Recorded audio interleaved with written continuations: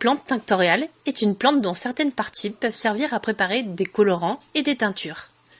Celles-ci sont généralement utilisées pour teindre des fibres textiles naturelles comme la laine, le coton ou la soie, mais peuvent aussi servir comme colorants alimentaires ou corporels, par exemple pour le maquillage ou les peintures rituelles. Plusieurs parties des plantes, comme les fleurs, les tiges ou les racines, sont utilisées selon l'espèce et la couleur désirée. Il faut tout d'abord en extraire les colorants, soit par bouillon, soit par fermentation, pour ensuite y tremper les tissus, au préalable préparés pour recevoir et conserver la couleur.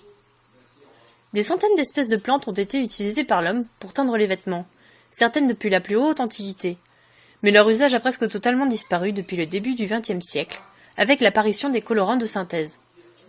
En tant que patrimoine artisanal et industriel à part entière, les plantes tinctoriales sont importantes à préserver pour conserver cette grande biodiversité qui les caractérise.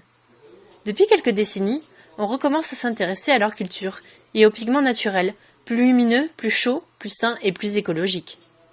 En sillonnant le sentier, observez la grande diversité des plantes qui colorent votre quotidien. Ne soyez pas surpris si vous croisez un gros trou au beau milieu d'un bac. Ces farceurs de lapins adorent y creuser leurs trous pour nous faire travailler à l'heure au boucher. Bonne balade!